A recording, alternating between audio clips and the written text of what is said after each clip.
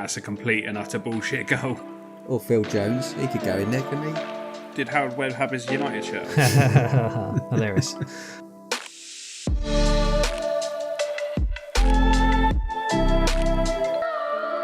Welcome back to Lose to Win, the podcast with myself, Jack, and Josh. How's things, Josh? Yeah, very good. Had another very good week so far. How are you? Yeah, good, mate. I am day 2 of trying fasting, and it has been very interesting so far. Basically doing 14 hours, and granted, majority of that is sleeping, so it's quite easy.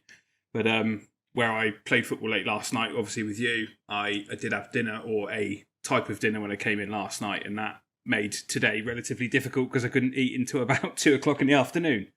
So yeah, it's going to take a bit of getting used to, but I feel energised, I feel positive about it, and Neil actually recommended it, and it seems to work for him. He's doing fantastic, so I wanted to give it a go. Yeah, it's funny you should say that because that's kind of the not technique, I've been employing for a while actually, just out of complete coincidence.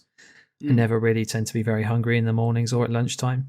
So it tends to be that I am fasting just naturally because I won't be eating until 3-4 in the afternoon anyway. Really? And then, okay. Yeah, and then I'll have something at so I have most of my calories at say 4 o'clock-ish. And then I'll have a gap of, 4 hours and have something light, and then that's it. And then I won't eat again until 4 p.m. the next day. Yeah. Normally, I don't know, something about breakfast. I know people say most important meal of the day, but it just makes me feel bad. I don't know. I feel pretty sick having breakfast. So. I'm really not massive on it. And I've just got so used to not having it. I'd very rarely have it. Maybe at the weekend occasionally, but very rarely. I'm sure Coach Steve will be not very happy about that. He always goes on about breakfast. Yeah, so. I can see the benefits behind it, but yeah, I am enjoying it so far. I thought it'd be harder than it is, and I want to stretch out those 14 hours and see how far I can go without making myself unwell, obviously, but really extend that fat burning period and see how it goes. But yeah, all good this end. Oh, good luck to you on that one. So we'll run into Man v Fat Roundup this week then. So it was a special week for the blue team as they stormed to another victory and the league title this week. Having lost on the pitch, they did what all good Man v Fat teams do and let their weight do the talking to clinch the win. So that was another impressive thing and an impressive season for them because I think they're top of the Scales League as well, which we'll come to. Yeah, Reds amazing. Are actually guaranteed second place and they're on 12 points. And then you've got yellows, whites, blacks and greens behind in that order. With 9, 8, 5 and 4 points respectively. So while it's a little spread out and the season is coming to a close, it's a good season all round for the top couple. It's funny because the Scales were decisive in 2 of the 3 games this week, with Reds following the Blues lead and overturning a pitch defeat. So they won 8-5 against our team, the Blacks, this week. The other game saw Yellows beat the Greens 15-5. And our new league champions Blues beating the Whites 14-7. And as I said earlier, the Blues have also won the Scales League, having secured, 16 out of a possible 18 points on offer this season. But most importantly and impressively, they've lost a total of 45.7 kilos as a team. And as Steve likes to say, that's almost a full Kylie Minogue. So very good going there. The pitch league, though, does, however, go to the wire because the Blues' loss on the pitch last week allowed the Yellows a chance this week. And, well, guess what? They just so happen to be playing each other in the last game of the season. So one that I will be staying to watch, definitely. Keen interest. Yeah, amazing. Funny how it lands, isn't it?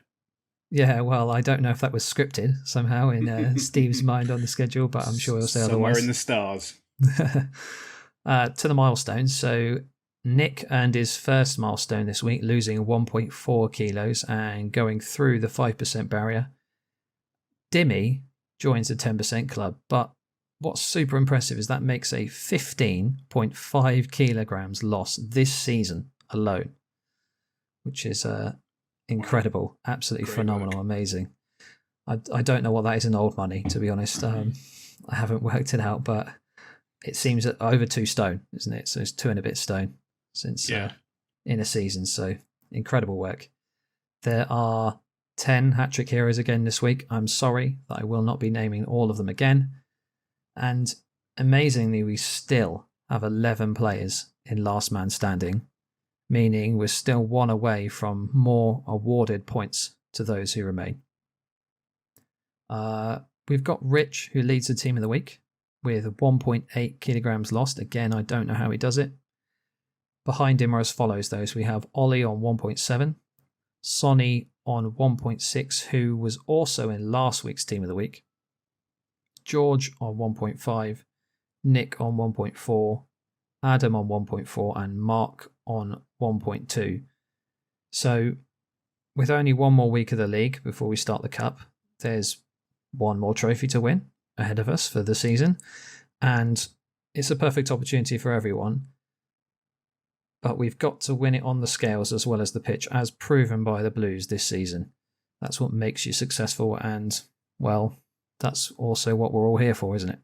Yeah, I can certainly vouch for that, seeing as my team beat the Blues twice on the pitch, but had the result turn around. So they've been super. They've been really, really good and super impressive, and a few individuals within that team who know who they are absolutely flying and doing everything they need to do to make those positive changes. So well done to them, especially well done to them. Well, speaking of the Blues, we have a guest with us this week, don't we, Jack? We do, yeah. So today we have a truly exceptional guest joining us, someone whose expertise and insight are bound to captivate your attention and leave you inspired. Our guest has an astonishing record of achievement at Man v Fat Bournemouth. I'm just going to reel off some of his achievements for you, Josh. It's pretty impressive. So season 2, he captained the Greens to a combined league and weight loss championship. He was the top goal scorer in that league, hitting his 5 and 10% in 1 season. Season 4, captained the Reds to a combined league and weight loss championship, and in that season hitting his 5%. Season 5, hit his 20% and deservedly won the Clubman Award. Season 7, so the season we're just about to finish, he's captained the Blues to combine and league weight loss championship. He may very well go on and do, as you've referenced, the pitch result as well. And in total, he has lost a staggering 23 kilograms. The chap that we've got on is somebody that I have played every season bar this season with. He has captained each time that I've been playing with him, and he's been an incredible leader, an inspiration, a top bloke, a great goalie, a great player on the pitch. Just has everything, and above all is a really, really top guy and is fully committed. It is our superstar, Ben Goodridge. How's things, mate? Oh, wow. Boys, what do I say to that? Yeah, fantastic. Thanks for having me on. I don't really know how to react to that. It sounds a bit weird when you read it all out. Just bask in the glory. Just bask in the glory. Enjoy it. Yeah, cheers, boys. Thank you. Thanks for having me. So what we want to do, if it's okay with you, mate, is just fire off, as we did last week with Steve, some kind of warm-up questions to try and introduce you to people that may not know you and learn a bit more about you, about what you love about football and what you've done so well. And hopefully we can all take a little bit of inspiration from it as well. So can we start with, who is your team? My team, for my sins, the mighty Queen's Park Rangers. Oh. I don't know why Queen's Park Rangers, Ben? Why QPR? Okay, so my dad grew up in Shepherd's Bush, literally just around the corner from Loftus Road. And when I was a kid, I didn't grow up in London, but when I was a kid, I had the choice, basically, of QPR or Aston Villa, because my mum's side of the family are all Villa supporters, all from Birmingham. And I chose Queen's Park Rangers. Don't really know why at the time. Liked the shirt. We were doing quite well in the 80s. And and that was my team. My granddad was furious on my dad's side because he's a staunch Arsenal supporter. So good man. He's sensible guy for like 60 years. So he couldn't understand why I wanted to be a QPR. But there you go.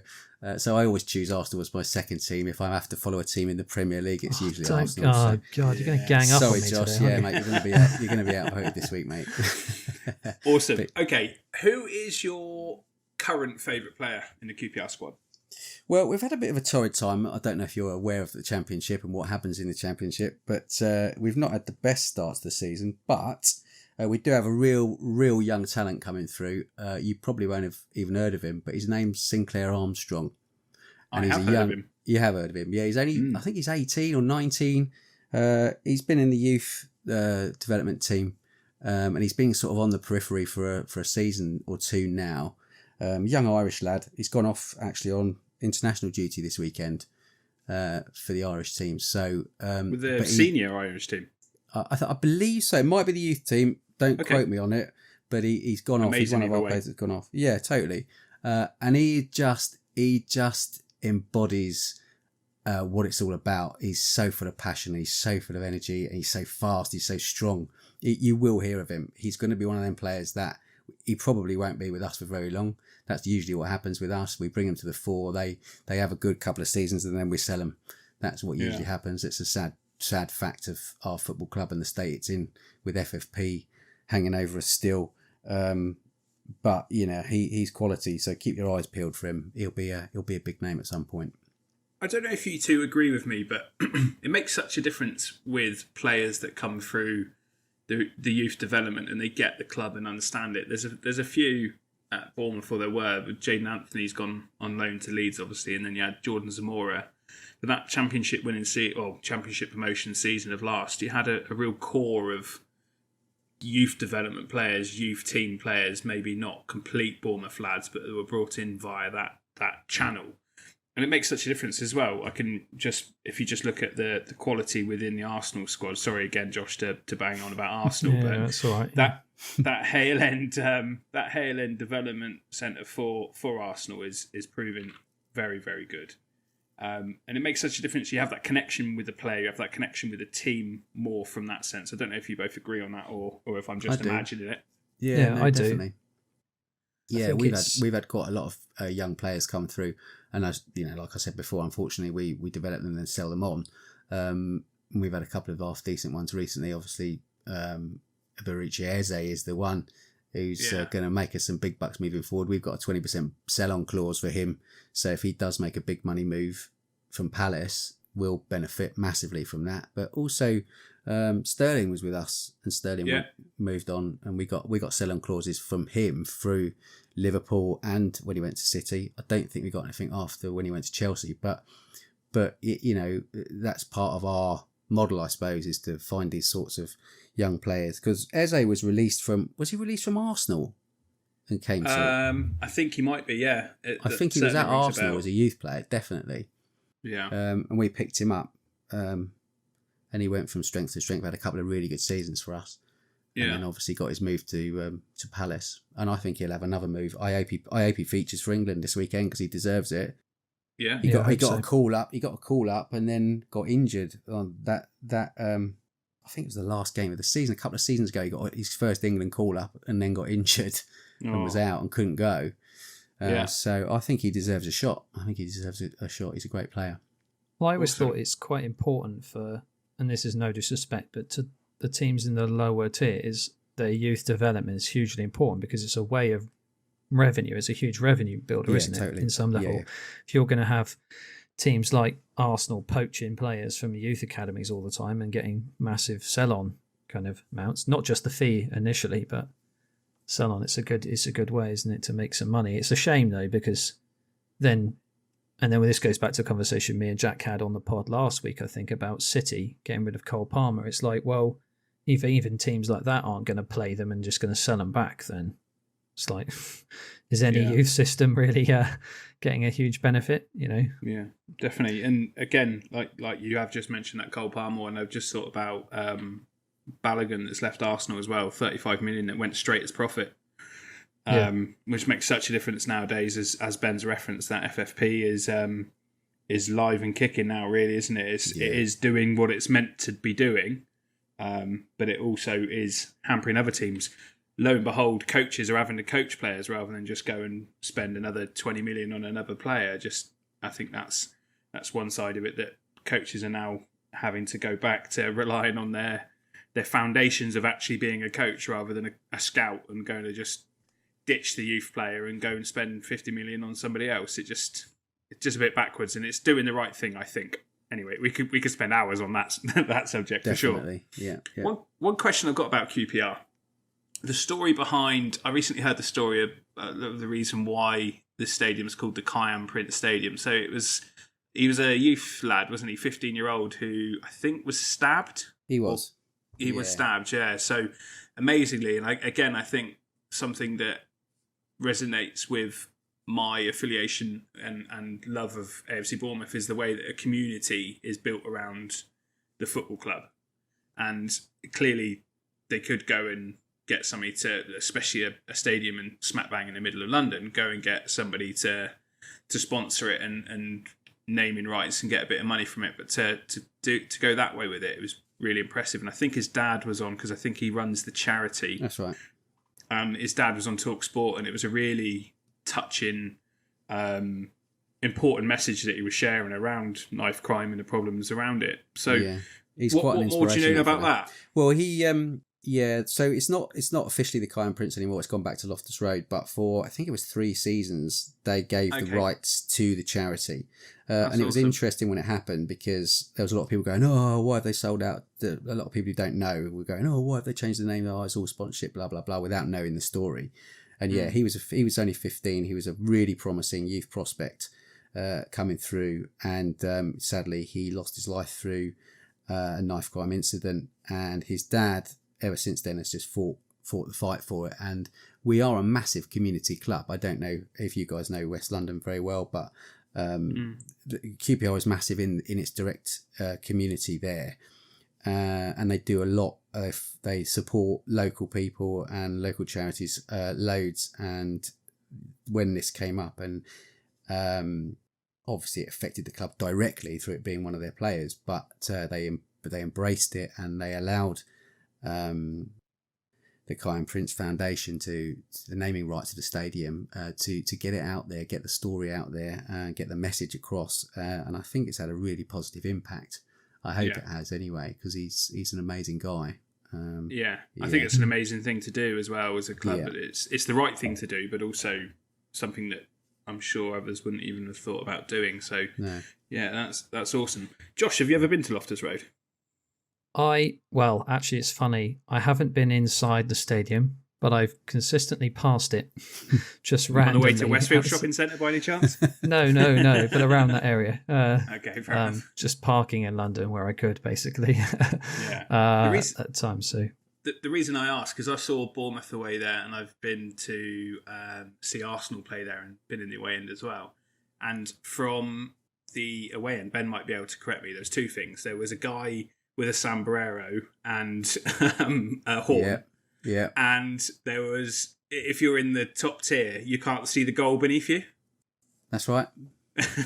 Which There's is really, really, really bad sightline problems, especially in the way. And they love putting away supporters behind like gantries and stuff, so you literally can't see anything. You can see a postage stamp of the corner flag, and that's about it. It's very, very compact. I can't remember his name. I should know his name. The dude with the hat. He's on all sorts. He's always on the TV when occasionally we put on Sky or whatever. Yeah, he's there every game. Yeah, it cracked me up. He didn't stop all game as well. I think it was. I think it was when Harry was QPR's manager. I went there to see Bournemouth play, and it's a great stadium, though, isn't it? Did you enjoy it? Oh, amazing!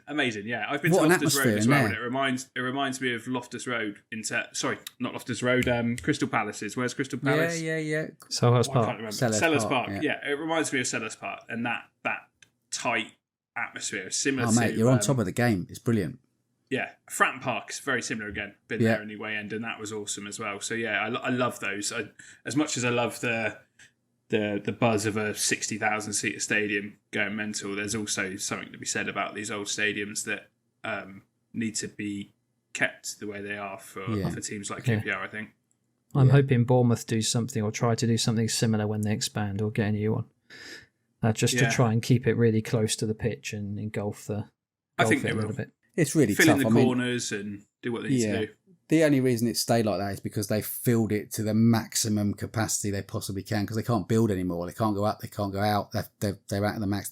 We've been looking for a new site for a new stadium for years, but they want to keep it in the postcode. And of course, as you can imagine, W12 is pretty tightly packed. There's been a couple of opportunities that have come up, but never actually come through to fruition. We have just opened a brand new, like, top of the range training facility though, which is good. Which shows they're going in the right direction. But whether we'll have a new stadium, whether it will be in W12 in the near or future, I don't know. We'd probably have to move postcodes, and I know the fan base won't like that because it is such a local team. Yeah, it'd be really interesting to see how it goes. Moving on to something a bit more in depth about how well you've done with Man v Fat and kind of the story behind it. Mm-hmm. What made you join Man v Fat? What was that moment where you kind of went, I want to do that? Did it catch your attention? Is it something you've been looking for a long time? What can you tell us about that? Yeah, definitely. I think, like all of us, we get to a point in our lives where you start to be a bit more rotund than perhaps you used to be. Certainly for us older fellas, you get to a point where you start to not be able to do things you take for granted, and you go, well, why is that? And life catches up with you slow down a little bit, you have kids, you don't quite do the sporting things that you used to do, and before you know it, it creeps up on you. Before you know it, you've put on a stupid amount of weight, and you look in the mirror and you go, what's happened? And I actually had to go for a doctor's appointment, and they referred me to a sort of health specialist because obviously I was overweight, and they said, you can do this Fit for Life thing, and they sent me to the gym, and I had a personal sort of trainer at the gym. This is all pre-COVID. And they put a program together for me where I was going to the gym for an hour and doing these certain exercises and stuff. But I've never been a gym bunny. I've never been comfortable in a gym environment. I've always been a game player. I've always been a sports, I've always played hockey or football or cricket or tennis, always played a game. So it just didn't work for me. Running doesn't work for me. I tried to do the Couch to 5K, got injured very quickly with my really, really sturdy calves. So that didn't notorious work. Baby cows. Oh yeah. But I'd seen Man v Fat. I think I saw it on the One Show or something years ago. And when we moved to Bournemouth about, I think it's nearly 6 years ago now, I looked locally and there wasn't anything, but I could sign up. And if a league became available, they'd let me know. And I was on the waiting list for like 2 years, and then out of nowhere, I got the email saying, "Oh, Bournemouth is starting a league. Are you still interested?" And of course, I was like, "Yeah, absolutely." I just kind of got it. I thought when I saw the advert for it, I thought, do you know what? That's exactly what I need to go with a load of like-minded people, kick a ball around, talk about being fat, hoping to get better and lose a bit of weight, and see where it takes me. And I can't honestly say that I expected what's happened. It's kind of been a complete and utter game changer for me and my lifestyle. But on the flip side of it, I don't feel like I've done anything massively drastic.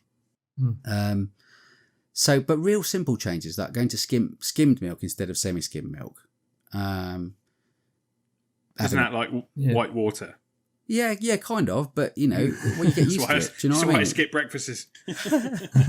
But do you know what I mean? It's real simple stuff. And instead of having like half a packet of biscuits, have a quarter of a packet of biscuits. And this is how it all starts. And then as you gradually wean yourself off things, you kind of realise that you start to feel better, and you start to feel more vitalised, and you start to feel healthier, and you start to see changes. And certainly in the early days, it's really easy to lose weight, or it seemed to be. In the early days, I was losing sort of between half a kilo and a kilo a week. And that's kind of what I set myself as a goal. When I first started, I thought, okay, so it's 14 weeks in the season, including the cup. So if I lose a pound a week, that is going to be a stone a season. And my target was to lose 3 stone. And in the first season, I think I lost a stone. I think I did. And then in the second season, when we won the league with Greens, I'd lost 2.5 stone by the end of that season. So I was already way ahead of what I thought I was going to lose. So, and it didn't really feel like hard work, which was really weird because obviously some people do find it really hard work, and it obviously was hard work. One question I was going to ask actually as well is that at what point did people start noticing what, like friends and family, and what sort of reactions did you get from people you might not have seen for a little while? From my friends and family? Yeah. Well, when I first told them about what I was doing, they were like, "Oh, okay, that sounds interesting." Oh, but they all said, "Yeah, what a great idea! What a great idea!" And after the first season, and the second season when we won the league, and I was telling everyone, and I was really proud of what we'd done, and also proud of being the top goal scorer because that's quite a big achievement. People were really into it. They were like, "Wow, this is amazing, Ben!"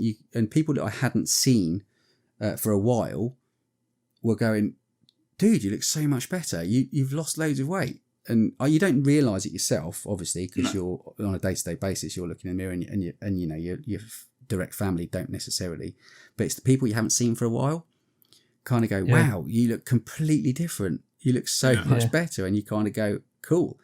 And then it's like, your trousers don't fit you anymore, and your shirts are like tents, and you've dropped three notches on your belts, and you've having to throw your belts away because you've got to the end of it. It's amazing, and it all happens almost organically.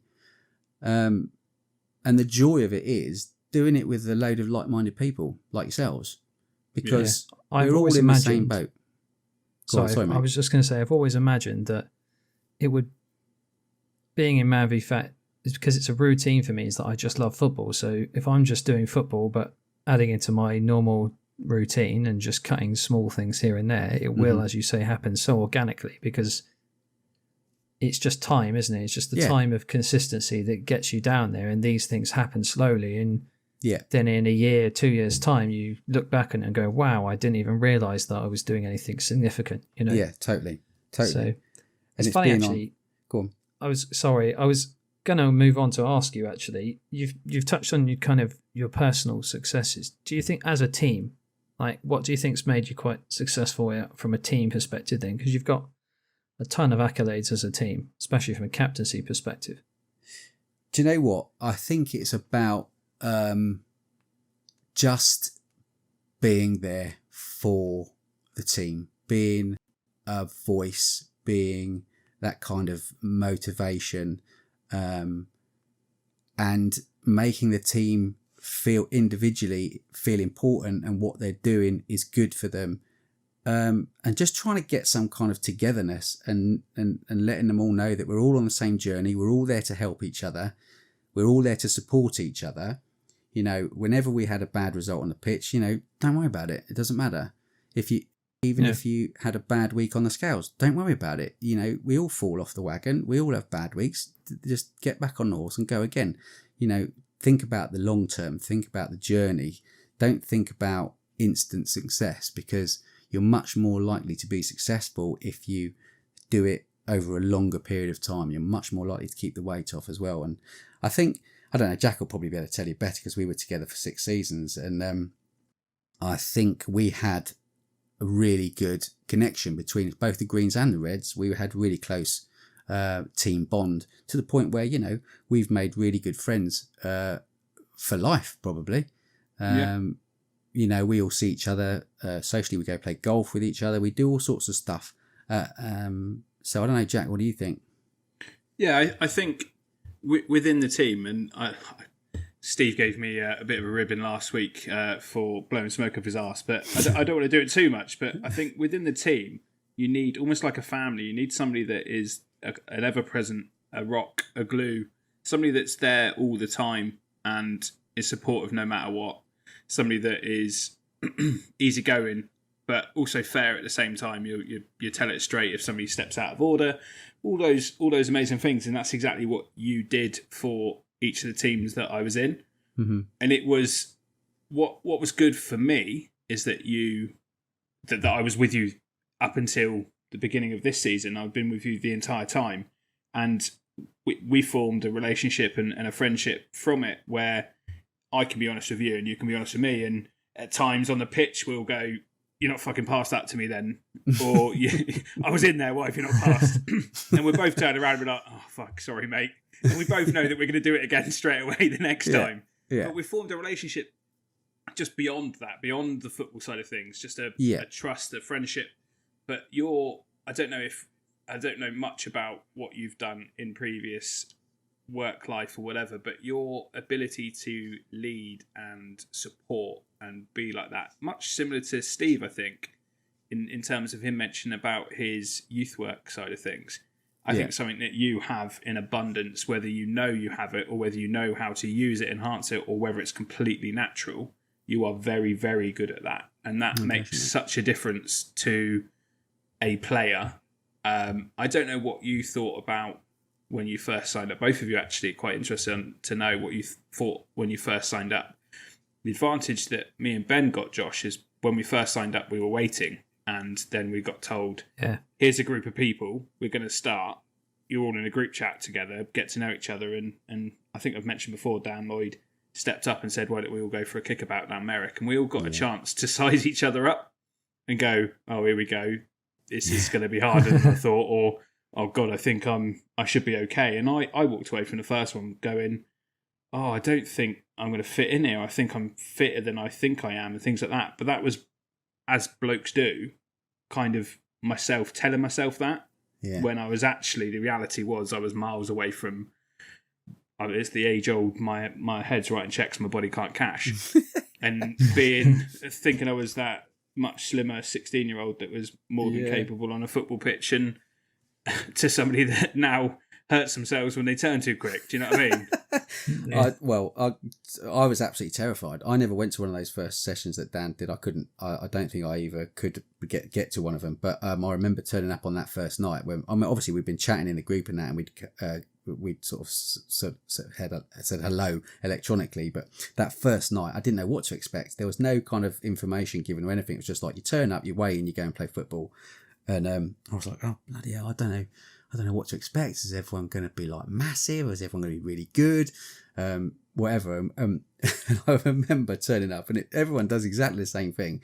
You get on that pitch, and I haven't played football before Manford versus Fat. I haven't played football properly for about 20 years.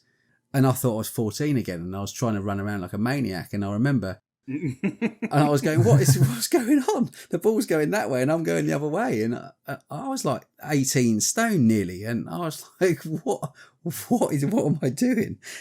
So it was a bit of an eye opener, but I thought it was amazing when I got there, and everyone was, so supportive, and everyone was in the same boat, and it was cool, man. That's why I stayed, and that's why it kind of clicked for me.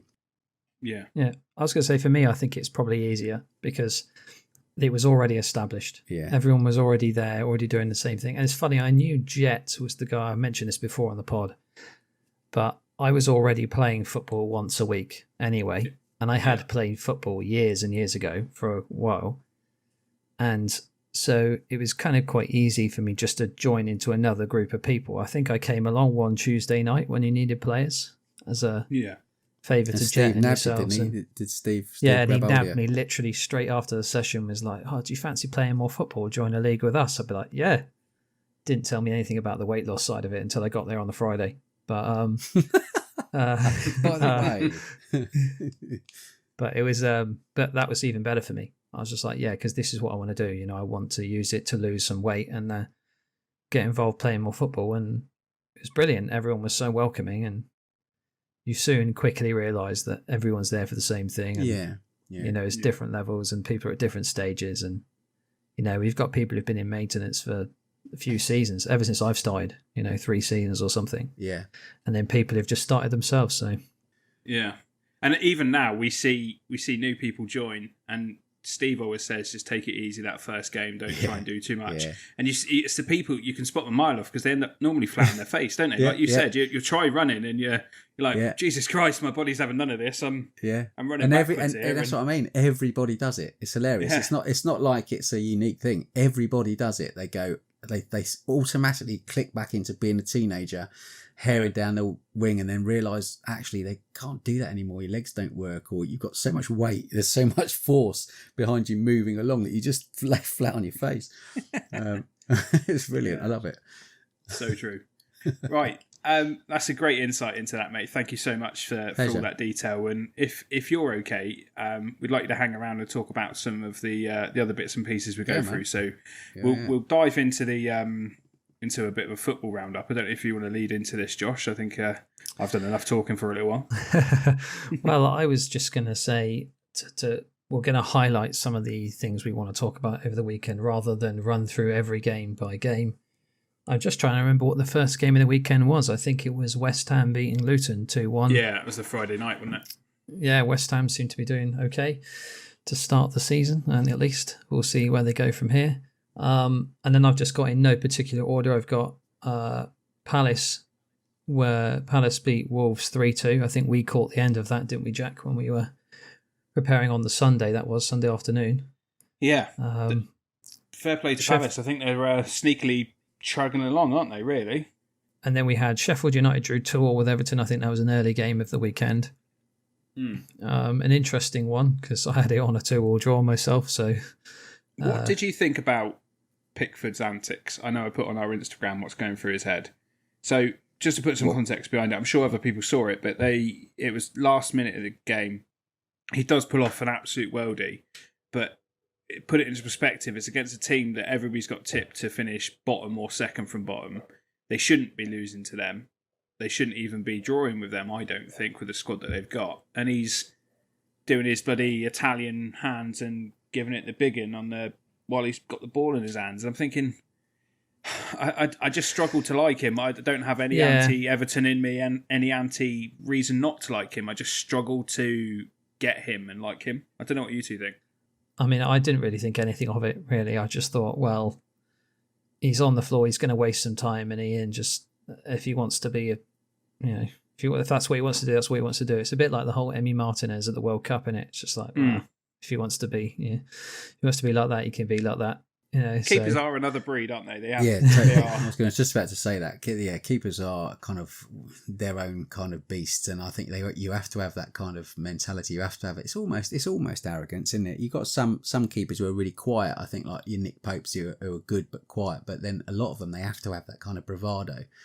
And Pickford's one of those. That's the way he plays the game. He gets himself pumped up, and he's a shot stopper, isn't he? I mean, he has his faults, but he's an one of his amazing faults is his shot-stopper. tiny little arms. I'm joking. I rate him. I do. T-Rex, yeah. Yeah. So let's move on. So City routine win against Fulham. Yeah. 5-1 in the end. Yeah, nuts. I don't know if it was a 5-1 Steve would game. have enjoyed that one. Yeah, exactly. I'm sure. I'll get his thoughts on it on Friday. That was absolute bullshit, though, wasn't it? That Aki's great header, but Akanji. There's something about. I'm going to watch it after this. Actually, the mic'd up thing that they're doing with the referees. There was a program on last night. It was meant to be tonight, but they brought it forward early, weirdly. And I think it is touched upon that. I don't know what you two think about it, but I think that's a complete and utter bullshit goal. So I've seen the VAR discussion clips, Howard, we're going through them. So I've actually seen them, and I don't want to go through it too much, really. But I mean, obviously he was offside. Anyone says common sense, he gets in the way. In theory, he tries to jump out of the ball, but then flicks a leg at it last second.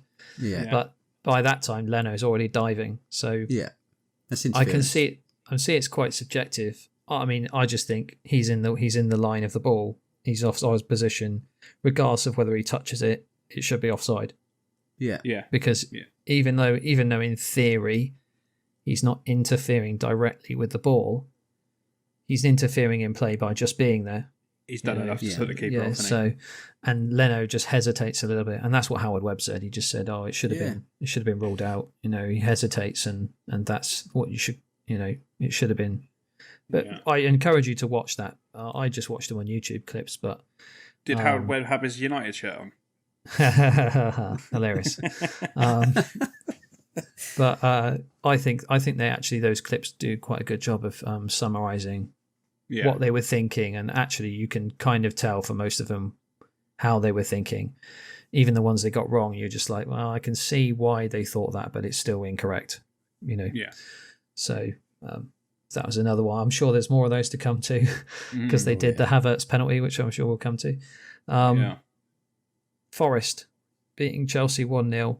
Didn't see any of this, didn't know much about it. Just, I do know that Chelsea had like over 2 expected goals, but lost 1-0 somehow. So, yeah, I think Forest have had this result coming. If you look at their past, they've had a brutal start to the season. Trip to the Emirates, trip to Old Trafford, and trip to Stamford Bridge, and they missed out by 1 goal against Arsenal. They missed out by 1 goal to United, if I'm right. I think they did. Yeah. Because they were 2 up, weren't they? And then they've gone and beaten Chelsea. So fair play to them. I feel like the result was probably coming. And the key thing that everybody threw at Forest last season is they needed to improve their away form. And having those 3 games, and if you think goal difference and what you've come away with, granted, there's only 3 points out of that, but still, there's definite signs of improvement. And fair play to them. They've also brought a shed load more players on transfer deadline day. So God knows what they're going to do with all of those. But fair play. Good result. Yeah. Brentford 2-2 with Bournemouth. Last minute winner, or equaliser, I should say. Sorry, not winner, thankfully. I think Bournemouth should have got more out of that, really, obviously. I bet it felt like a winner to Bournemouth, if that makes sense. The fact that they'd taken the lead so late and to concede so late. Brentford hit the post 3 or 4 times, and probably should have. I'm not saying Bournemouth should have won it on the whole context of the game, but the position they were in late in the game, they should have won it. As a kicker, isn't it? It would feel like a loss. Yeah. But again, encouraging signs. I think Brentford have looked good to start the season, and Bournemouth have looked okay as well. So not many teams go to Brentford and win, do they? No. Well, yeah. I mean, Man United lost 4-0 to them last season. City seem to struggle there as well, don't they? Yeah. There's that one. Then Liverpool beat Aston Villa. Seemed a bit routine, 3-0. But Aston Villa are a good side, so there's argument about, are Liverpool back to their best again? Are they in something contention? brewing at Liverpool. I think there's something brewing. Yeah. But it depends if they keep Salah, doesn't it, for next week, which I'm sure they will. But it's transfer window closes tomorrow, doesn't it, for the Saudis? But I did also hear that they basically are, as with anything, they're a law to themselves, and they can just extend it if they want to extend it. So really? Oh, okay. Yeah. So they basically, if they all just want to chip in and get Salah to the league, they might as well just put it on for another week and we'll chuck your money in a bowl and see what you got. It's all the same fund, isn't it? So yeah. Then we have a couple that I do want to discuss a little bit further. So Spurs, Burnley. So Spurs 5-2. A lot of goals in this. I don't know if this was Burnley were poor, but Spurs look really quite good. So has anything changed from your pre-season? Surely, definitely. I would have thought. I mean, they look like decent, not title contenders, but they look like they're solid top 4. I think Ange Ball is certainly got the team galvanised. Again, I think we've probably spoken about this, but this feels like a switch has turned, and the club, the fans are on side. The players are playing for him. He's got a lot of new players in that team now. Players that he's either had a big influence in bringing in, or has been able to kind of capture hearts and minds and really make a difference. And Robbie Williams singing his song and all sorts. It's funny little things like that. We joke about it, but the funny little things like that, you see a change, you can see a switch, you can see something different, and obviously we'll give him a good humbling in a couple of weeks' time and bring him back down to earth. But I'm sure you will. What's really interesting about that, though, is that that team, the team that he's put together, there are some new players in there, but there is a core of players that were there when Harry Kane was there, and the problem, I don't think it's a bad thing Harry Kane going, because they played and set up for Harry Kane. Yeah. And they've got some fantastic players in there now. Fantastic players they had, but it was always geared towards Harry Kane. Harry Kane will do the business, Harry Kane will do that. And now he's not there. the other players are coming to the fore and adding all the stuff that there was already there. And they're allowed a bit more freedom. The only thing I'll say a counter to that is that they were playing with decent freedom under Poch when Kane was there. Yeah. And that's true. And they were much better under him. Yeah. Well, as to where they are right now. But yeah, I know they had Dele Alli when he was actually wanted to play football, and things like Christian Eriksen and that in his prime. But it's just more, at the same time, they were... I mean, I don't know where they didn't. They one season they finished second or something, and they obviously got to the Champions League final just before Poch. They finished third in a two-horse race. Okay, well, I've got to get every dig in I can. That was Leicester. The year that Leicester won the league. They probably should have. I think they'll do it right. My prediction probably would have changed. Do you think they're set for the top four? Would you commit to that now? Fourth or fifth is like right on the edge. You know. Think I'd have, your Arsenal, City, Liverpool, and then probably Spurs in the moment. Yeah. It'll be interesting, won't it? I think it will, because you've got, Chelsea don't have any European football this season, and they've got a whole new raft of players that something will happen there. Yeah. Tottenham are playing really well. Newcastle, you tip, but they've got Champions League football, although they're probably going to go out in the group stage, but they're going to be stretched, and they've stuttered. United, I don't know what's going on with United. Does anyone know what's going on with United? Well, I have an inkling, but we'll get there maybe. City, of course. I think City are the only team that have really hit the stride so far. If you look at those top teams, I think Arsenal are getting results but not playing very well. Spurs are probably, outside of City, have been the most impressive from the start. Yeah. Yeah. And Liverpool, actually. But then Liverpool haven't played particularly well, but they're getting results. Yeah. Anyway, next one. Brighton won 3-1 against Newcastle. I'm not sure. We're not going to say, are Newcastle in trouble? I don't think they are. I just think that, they've had some bad fixtures. That Liverpool one, they should have won. But, Brighton away is one of the toughest, though. Brighton away is tough. To go to. Man City, the toughest, obviously. Yeah. So they've had some bad fixtures. I think the bad next injury as well, haven't they? Botman's out. Yeah, but I think he'll be back quite soon. A couple of weeks, I think. So we'll see. Obviously, we'll see what happens when they're in Champions League. But for them, if I was Newcastle, I would just revel in the Champions League and just those fixtures are amazing, and then Yeah. I think the first one is right around the corner as well. It's 19th of... it's 19th, away to Milan, So first match day 1, San Siro. How'd you like it? Yeah. Have some of that. Fair play. Anyway, so the one I guess we want to talk about, Arsenal Man United. I don't want to bore everyone, but I'll just say we watched it together, didn't we, Jack? We did, at a pub, and that was nice. I think the score overall flattered Arsenal, but not in a... I just think what I mean is it wasn't a 3-1 game. No, I agree. I think even you would agree that. I think it could have been 2-1 United, could have been 2-1 Arsenal, could have been 1-1, 2-1, and I think they were all acceptable results. I don't think they would be unfair on the game. Obviously, I think Arsenal had the better of it in places, but from Man United, I'm actually more encouraged by that game than I am the first two. I would be too. Yeah, I think they obviously had a clear game plan. Try and invite the press, play the ball around the back. As boring as it was, 200 passes in your own half. Yeah, was and then crazy, wasn't it? Yeah, exactly. And then in instances where Arsenal had the ball, counter quick when you can, and obviously that was one, but potentially could have been 2 goals from that. For United, executed very quickly. You were. So there was Gabriel's dodgy hairline apart from being 2-1 up with it, really, weren't you? The game plan was exactly as you said, sit and wait and go for it, and that's exactly what they did, and were so close to it paying off. I hear a lot of stuff online about that's they blame everything under the sun other than just the fact that that's just how Man United's squad is at the moment. It's just how it is. Gary Neville's a big problem with all of that as well. He basically blamed the VAR decision to say it was offside on the Glazers.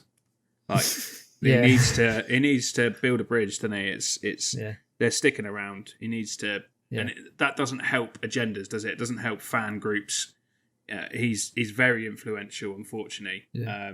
With The his big Glazers mouth. are a big problem. Don't get me wrong; they are a huge problem. Oh, absolutely. And they have But been for years. what But they don't need is one of the most outspoken people on Sky Sports to continuously bang the same drum and blame things on them that clearly can't have anything to do with them.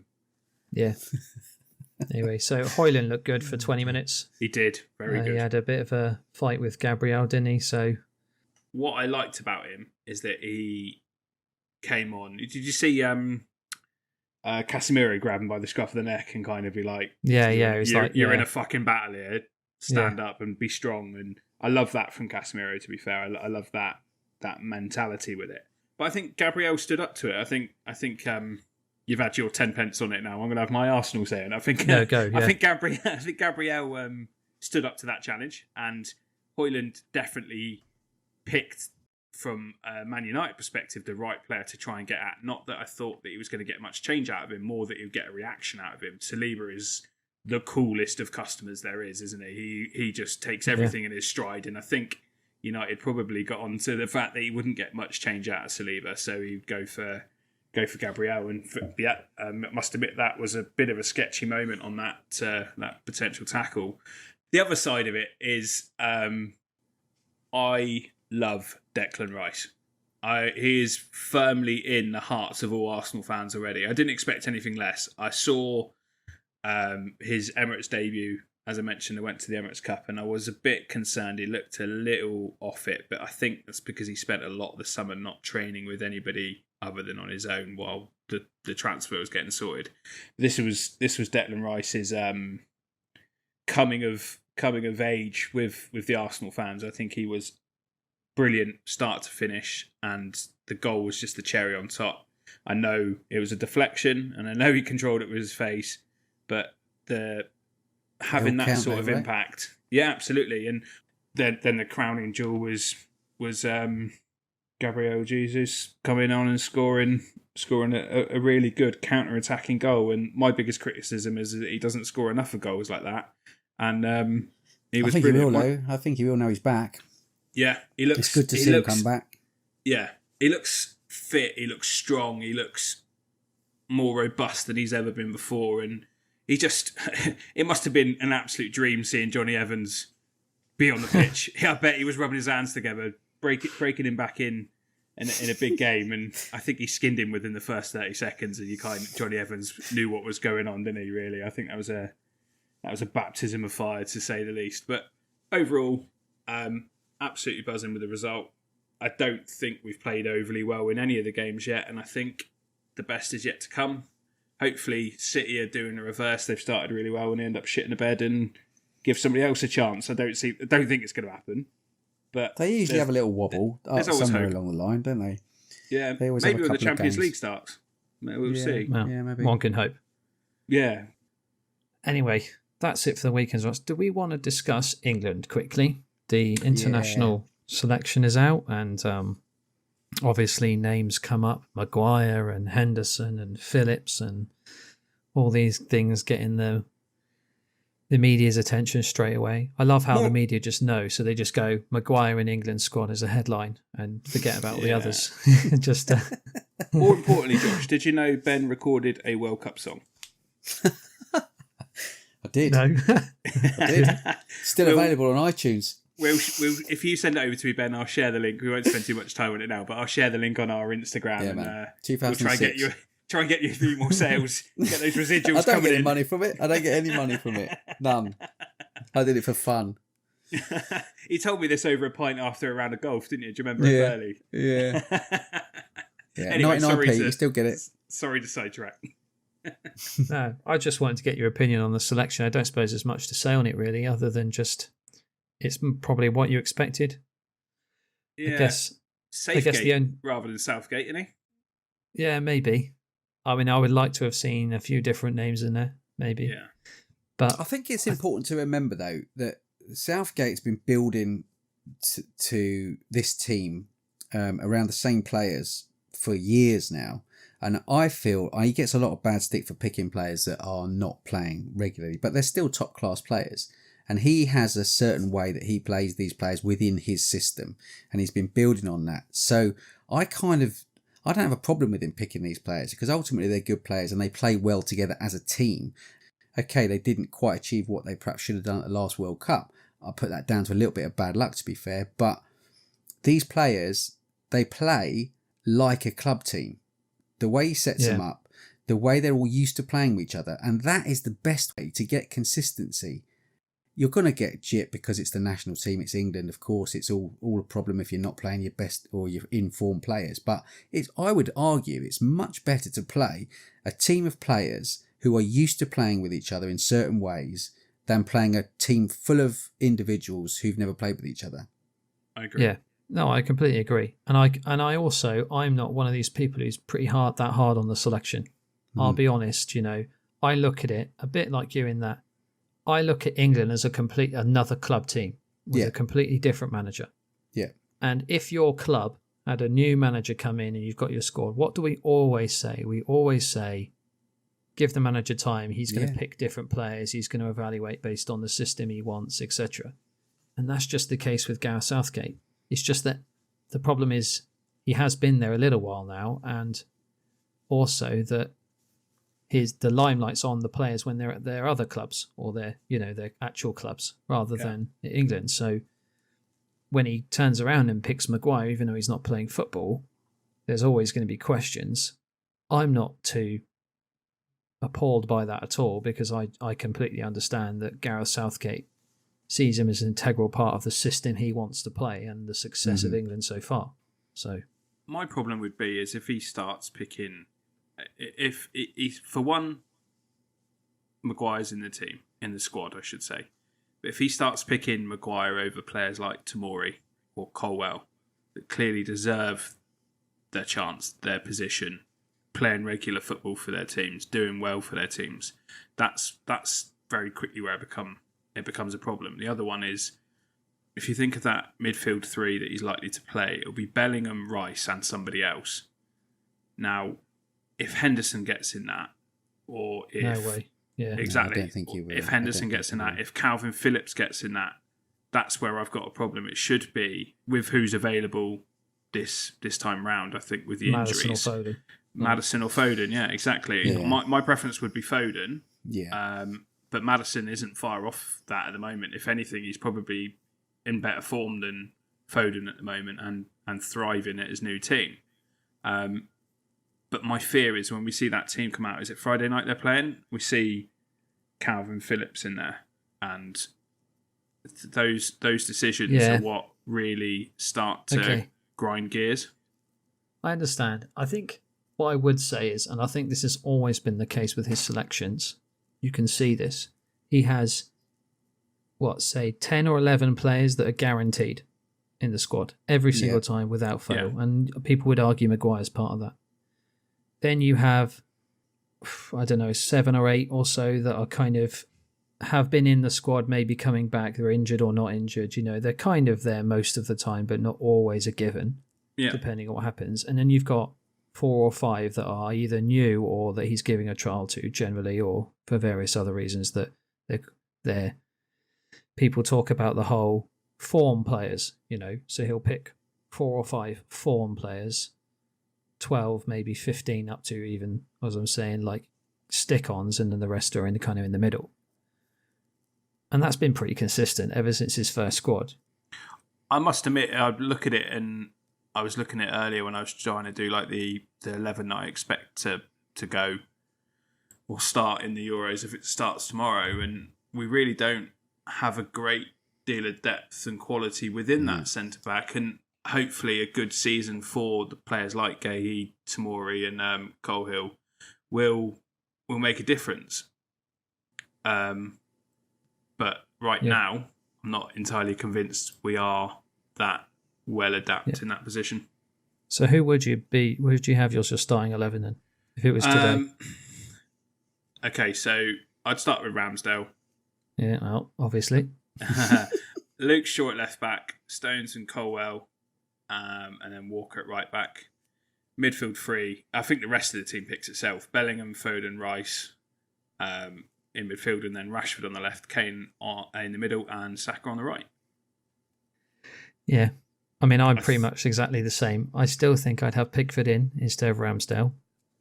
Yeah. Yeah, I think I would too. I actually think, and we had this discussion midweek, didn't we, Jack? I think Pickford is a better shot stopper than Ramsdale. I actually think he's better with his feet, slightly. He is prone to error, and he has been a few times. But what goalkeeper isn't? Yeah. I think Ramsdale's had a few, not as many, probably. Less high profile, probably. Yeah, I think Ramsdale's a slightly, dare I say, he's actually a slightly safer pick than Jordan Pickford, despite the fact that Pickford's been the number one for ages. Yeah, if I'm guessing, I think if I'm guessing Southgate's pick, it would be him. Yeah, and then Luke Shaw's a shoe-in for me. Yeah, Ben Chilwell's been brilliant, but Luke Shaw, if he's fit, consistent, isn't he? Yeah. Just for either in Man United or England, he just does the same things all the time and somehow it just gets results.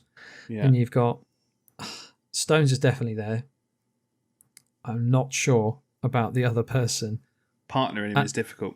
Yeah, I would say Tomori, if he has a good kind of season, should be there. Dunk's in the squad this time as well. Yeah, I mean, Dunk's a good shout near it for me.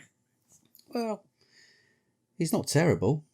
No, he's not. He's not. You're right. He's not terrible, and he's got a hell of a pass on him as well. He's absolute thunderbolt of a shot and pass. I just don't think he's international standard. I think that's showing really. We're one central defender going away, being injured, to us calling Connor Cody back up. Do you know what I mean? Like, we're at that point. Yeah, I guess so. And then right back, Jones, he could go in there, couldn't he? Yeah, right. Yeah. Mate, he'll put everything on the line. He would have played. If he was still at the club, he would have played against Arsenal the other day, bringing back the old team, weren't they? Brilliant. Yeah. Where actually is he these days? Is he still at United? Is he still there? I think he's a free agent. No, I think he's finally left. I heard that he'd watched the under-18s play the other day for United, so something about him potentially coaching. The one thing I still remember, the whole thing about Phil Jones, that like header on the floor, he crawls to it. I love absolute. He's a walking meme like Harry Maguire, isn't he? Like, his facial expressions are just he gets top some notch. stick, doesn't he? That is an all-time. Maguire's taken over from him for that. Yeah, that's an all-time defensive great moment. That is just like I love those. Anyway, I'd have Reece James right back, and then he's always injured though, isn't he, James? I mean, he is class. He is the same class, but he's class. That's the problem. He is brilliant. But he just is injured. He's like me. He's like the much better equivalent of me. Only just. And his sister, I don't know if she's a twin sister or it's just his sister. I know she had a bit of his younger sister. I think it's his younger sister. She's just won me PFA Player of the Year, isn't she? Young Player of the Year. Yeah. She was a class above anybody else at that World Cup. Yeah. Yeah, quality. That's another story for another day, but unreal. And there's something good in that family genes, isn't it? Yeah, man. Yeah. To have two of them at that level. What would your 11 be then, Ben? I'm kind of on the same wavelength as you guys. I would probably have Pickford in goal, simply from his sort of shot-stopping ability. Shaw on the left. Pairing Stones with someone in the middle, not sure. And then, of course, the right-back position is open. But I'd probably go with Walker at the moment. He's in form, playing well. Centre, absolutely the same. Rice, Bellingham, Foden. Rashford on the left, Saka on the right, Kane up top. I don't think you can argue with that, really. Picks itself, really. Yeah, I do wonder though what James Ward-Prowse when it comes to Gareth Southgate. Well, yeah, totally. But I mean, they're all quality players and they all play well together. But I do, going on just to a point about Ward-Prowse. What does he have to do to get an England call up? That boy is quality. Yeah. And he reminds me a bit. It reminds me a little bit of his time at Southampton links with almost Jack with Letitia. Letitia never got picked. He never played enough for England. Yeah. And he was a quality player. Obviously, he was more of a striker than Ward-Prowse is, but it's a Southampton link, I guess. I don't know what he's he been has to do. Phenomenal at West Ham so far, but isn't he? He seamlessly moved into that West Ham team. He's a perfect player. He's popping up for assists and goals, and he's just he's class. And I don't understand why he's not involved. What's crazy is maybe it will be next year, but they've lost a few with injury. Lost a few people, haven't they? Trent's pulled out, and a few others have pulled out, and he's not. He's not replaced them. What, like you say, what has Ward-Prowse got to do? He's got Gallagher in there instead, and Gallagher's done nothing. Yeah, I would have Ward-Prowse ahead of Gallagher. Oh, yeah, me too. totally. Definitely. Me too. I think the thing is it's the whole thing about depth. The depth in the front six is actually far too good for our own. It's like, I mean, if you think about it, all the players we haven't put in the team, there's no Grealish. It's like, as you were saying, there's no Ward-Prowse. Who else were we talking? There's like another winger or two. Eze's been called up. Eze. Yeah. Guess Sterling, if you want to include him again. Yeah, Sterling's been left out, Something's gone on there, and he's fallen out with, they're suggesting with the whole him going home during the World Cup, there's a bit more behind it. Maybe. Well, there's so much more involved as well, isn't there? Don't forget. I mean, you talk about the quality of the players and the way that they play on the pitch, but that is quite a not a small percentage, a large percentage, but there are other factors involved, like how they get on together as a group, what their attitude is like, their personality, how they all gel together, and we don't really see that side of it. We only see what they do on the pitch. So I mean, it's a nightmare job. I wouldn't want to do it. Crikey, can you imagine the stick you get? So fair play to him. I think it'll be interesting to see how we get on at the weekend. We've already got the one game, haven't we? We're only playing Ukraine, is that right? I think there's a second, isn't there? Scotland. Yeah, there's a second game. Friendly against Scotland. It's never a friendly against the Scots, is it? No, it's very true. I know, but you'll see second string most of the time for that. Oh yeah, I think. Yeah. Do you think? Yeah, I think. I think there'll be some starts. I think like Harry Kane will play. Wilson, one of Bellingham and Rice will play, and one of things like that. But I think they'll be mostly different. I think he'll give maybe some of the fringe players a bit of a run out. Maddison will probably start. Hendo might come in. Eze might get a run out. That'd be nice to see him. All right. I think we'll leave it there, lads, if that's okay. I was going to cover some fantasy football, but the truth is, for time, and partly because it's an international break, so there's no actual deadline this week, and there's another pod to come in the meantime, we can go back to covering it then. The only thing I will say to people who are interested in the fantasy football part is please don't make any early transfers or knee-jerk stuff. Wait for international games to be played. Yeah, because injuries are a problem. Yeah, I nearly did it the other day. Yeah, keep an eye on your Twitter gurus. They'll give you the inside scoop on injuries, won't they, Josh? I think they tend to know them pretty quickly. Yeah, so that's the only thing I would say this week, and then next week we can cover it a little more extensively. As there's less football to cover. I've got a little bit of leave coming up soon, so we're going to decide what we're going to do over the next couple of weeks. Pods, we might have a guest host, we might do an early record. We haven't quite decided yet. I am off to Alicante to play some golf in the sun at the end of September, which I'm thoroughly looking forward to. But we'll nobody panic. It'll be all good. I'm sure we'll work something out. But as always, thank you so much for everybody for listening. But a massive thank you, Ben, for joining us. And yes, thank you, Ben. Really lovely to talk to you. Your input and insight has been really, really helpful and exactly what we wanted. And you were by far the first player that we wanted on.